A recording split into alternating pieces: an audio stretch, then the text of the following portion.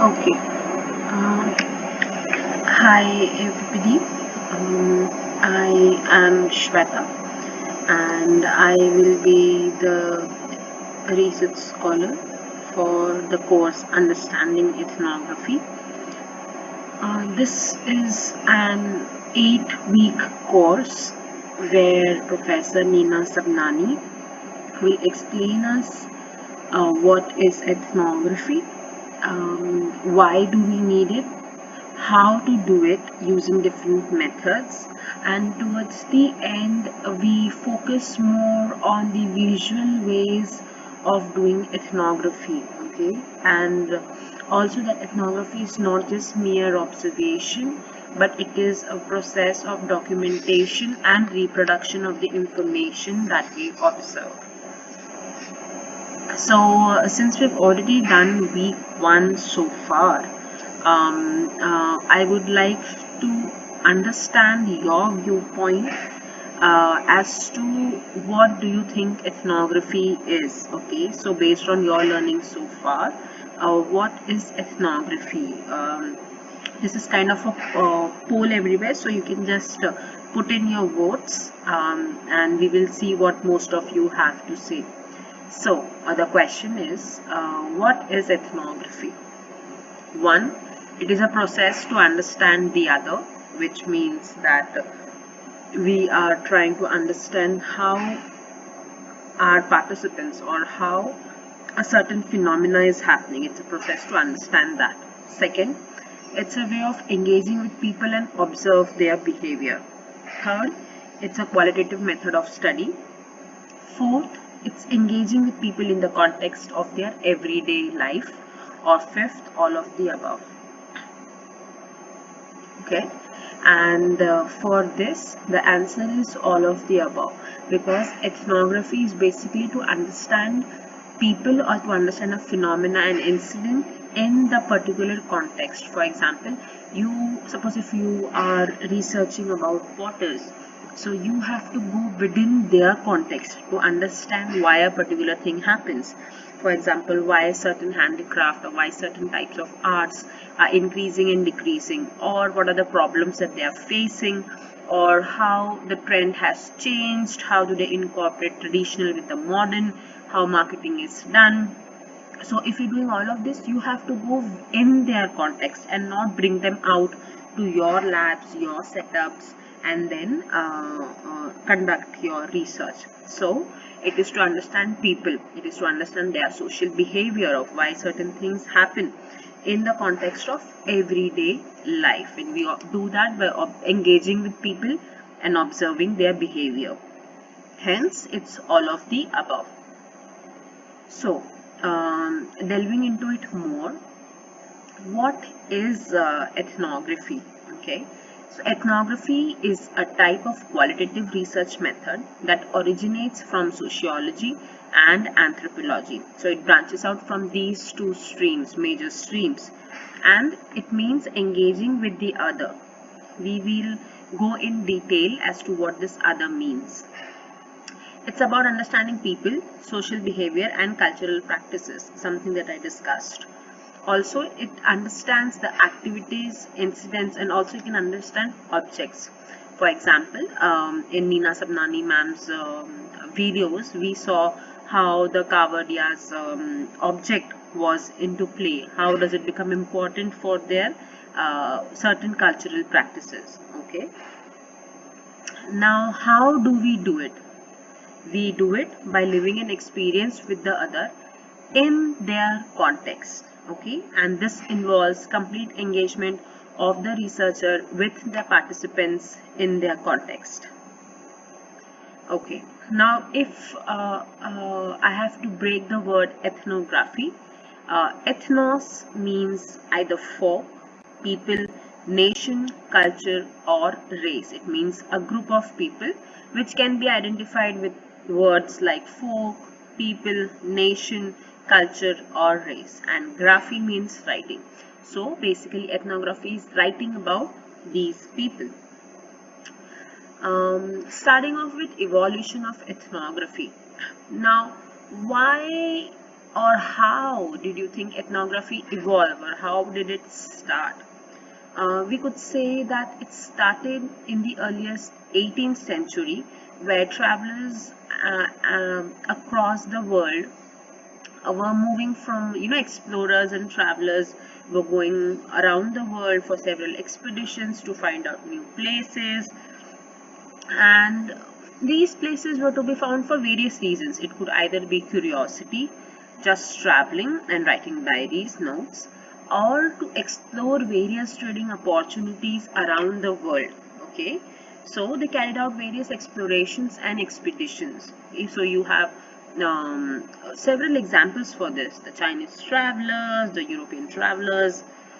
Okay, and next was imperialization. So what they did after expeditions, exploring and reaching these new places was to show certain superiority. Okay, to say that our civilization is kind of more developed and more modern as compared to your traditional ways of doing things. So these were the various steps, or you could say various ways of how these explorations and how ethnography could have started. Okay, uh, and now further after that, ethnography branches into two types of streams: the Chicago school, which is more a descriptive way of ethnography, versus a British social anthropology, which is more theoretical. But today the focus is more on both ways. You have to be both descriptive and theoretical. So is ethnography just casual observing? So you go to a place, you click some pictures, you come back. Is that ethnography if you're just documenting certain things? No, just documenting is not ethnography. It's not just casual observing, but it is an in-depth observation and study. So after you observe certain things, you try to identify the processes, the patterns and connections, or the underlying meanings that it has. Okay, and as I said earlier, the Chicago and the British social anthropology, it has to be descriptive and theoretical. You, based on your observations of the processes and patterns, you identify the theoretical connections and relevance between these different actors, different networks, and this is how it starts making sense. So ethnography is not just casual observing as such, but it's an in-depth observation and study that helps us identify processes, patterns, and connections. And through these observations, we try to make certain principal and theoretical connections and the relevance that makes sense in a larger picture. Okay, if there are any questions so far of the background of ethnography and what is ethnography, the basics that I have just explained, feel free to ask me any questions at this point in time.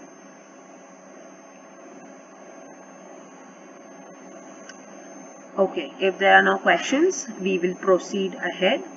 Now, in the previous slides, we've been talking about to understand the other, to understand the other in their own context. So, what is this other? Who is the other? In simple terms, the other means whoever the research is about. Okay, and this other are used as different terminologies. Okay, and why is it important to choose what terminology we are using? I'm just going to explain now. We either use the words like user, subject, respondent, participants, or contributors. Now when you're using the word user, what does that mean? Somebody is going to use it, right? So you have to create something that the other is going to use. Okay, and only then you can use the word user. Okay, next is subject. It's more like a passive study and not active participation. For example, if you're just collecting blood samples, if you're just collecting some tissue samples, so you're just using them as passive study, passive objects, and you ignore the contribution that they actually have to the study. That's when you use subject. Now, as the word says, respondent. they are just responding to something, they're just giving a response to something. And this is basically when it's questionnaire based.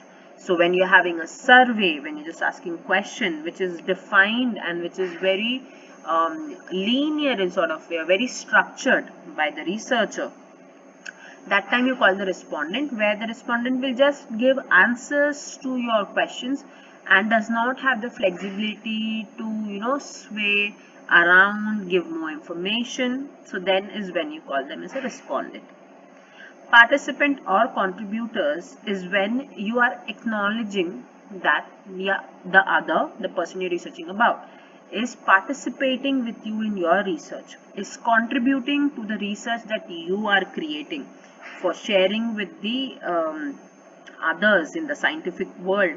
So in ethnography, we use the terminology either participants or contributors, where we are acknowledging the contribution and knowledge of this other or the people that we are trying to understand, and hence it's an inclusive approach when you use the terminology participant or contributors.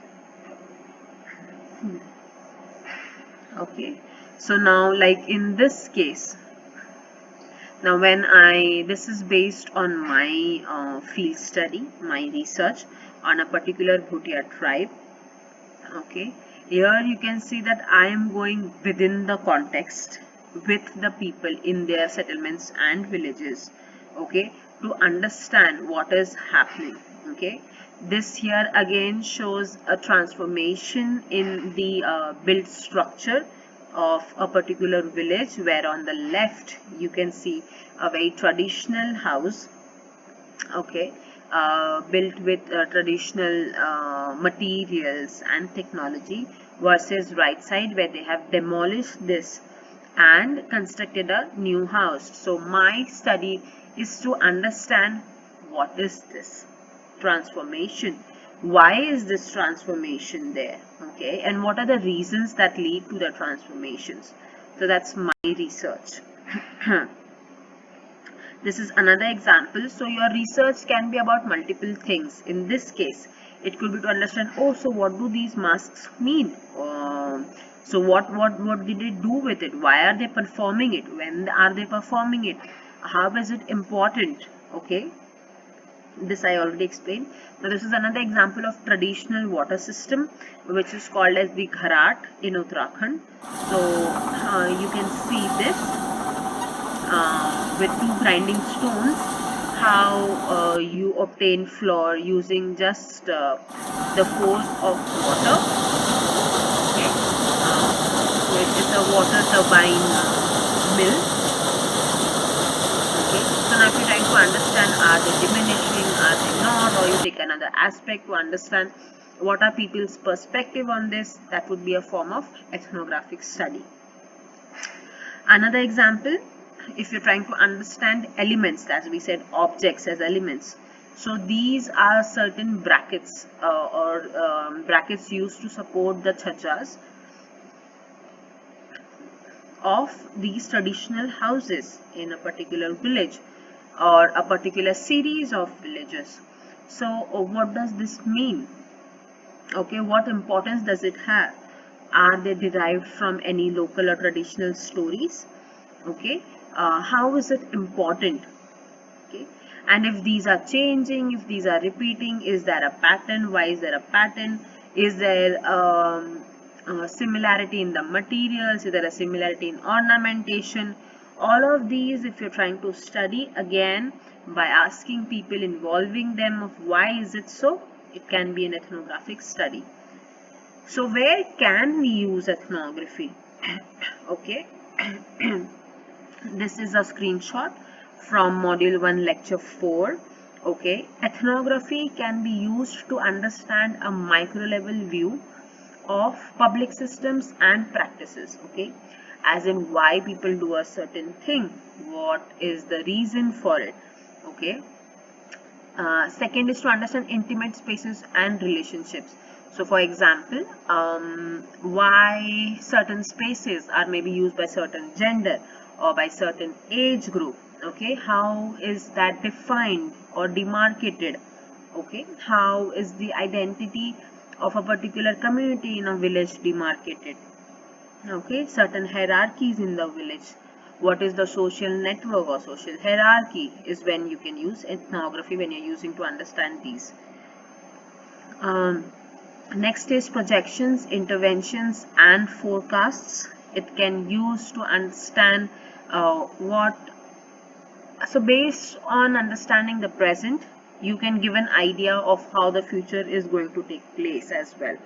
Okay, and it can add details on nuances to large statistical study.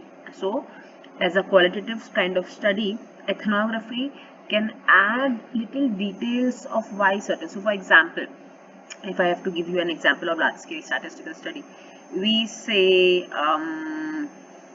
this product of particular company increased its sales by say 50% in this quarter year.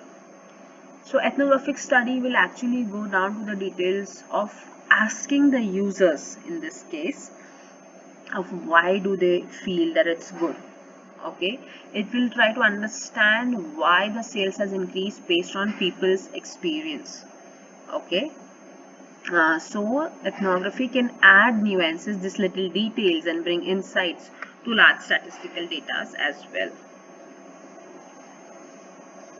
Okay, next we are going through a series of questions that I have put it again in a poll form for you. Now based on whatever we have kind of understood until now, ethnography is a quantitative research method. A qualitative research method is a both qualitative or quantitative or none of the above. You can put in your votes. I will wait for say a minute. Okay. So yes, ethnography is a qualitative research method. Next, ethnography is a process and a product of our engagement. So ethnography is not only observing, but it also deals with the representation or the outcome of how we are going to analyze it, how we are going to process this information. So ethnography is a process and a product both of our engagement. Is it true or false? Yes, it's true. Next question. In the context of ethnography, the other is often that person or sets of person whom we see as different from us and whom we attempt to engage. Okay.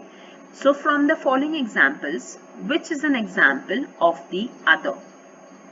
Okay.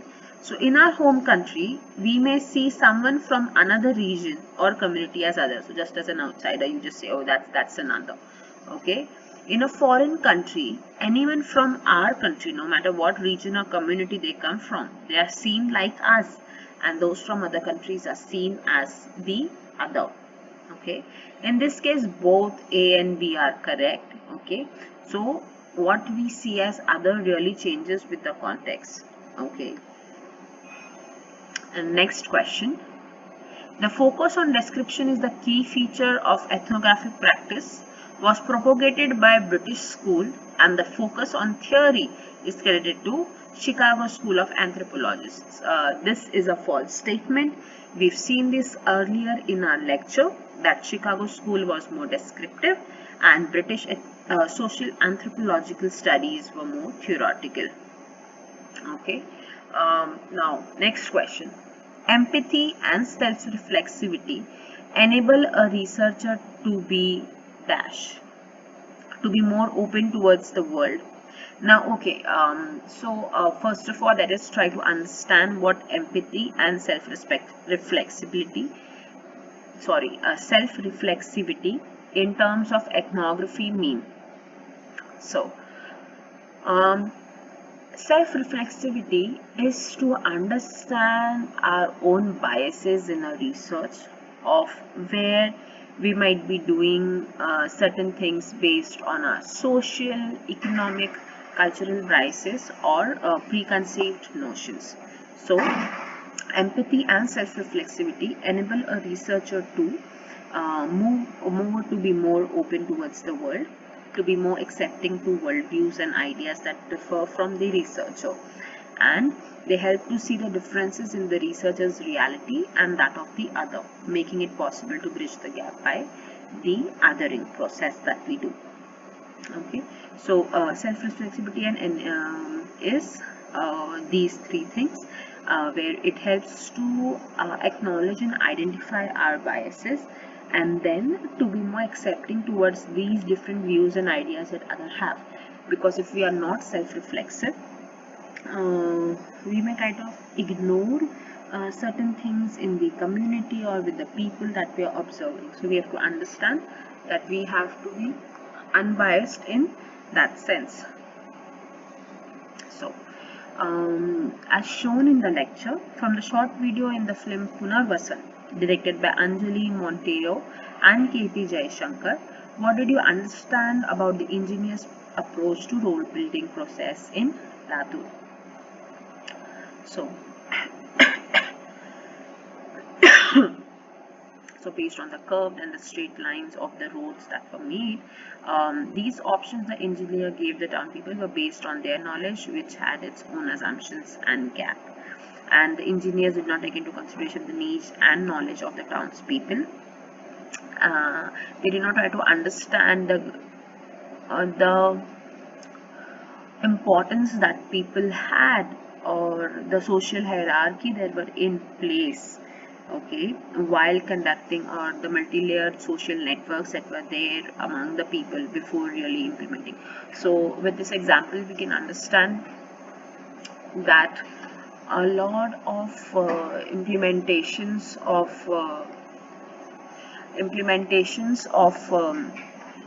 certain projects are mainly just theoretical at the base or deliverables, and with the help of ethnography we can make this more enriched, okay, and we can really provide what is required by our users in that sense, or our participants, okay. This is the richness of ethnography. Okay, next question. Many social scientists believe that there are no single absolute reality. Each group or people has their own subjective view of the world, and these multiple subjectivities are more important than a single objective understanding. Okay, so if you remember the accident as an example in the first module of week 1, it shows how the accident is perceived by different people based on where they are placed, okay.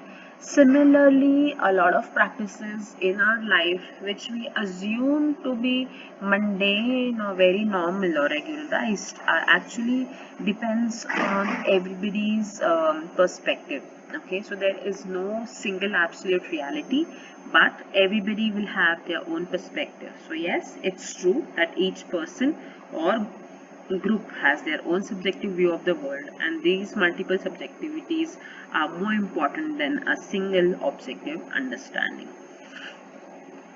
The ethnographic viewpoint is defined by what? Okay, the ethnographic viewpoint is defined by a ethnographer's socio-cultural context.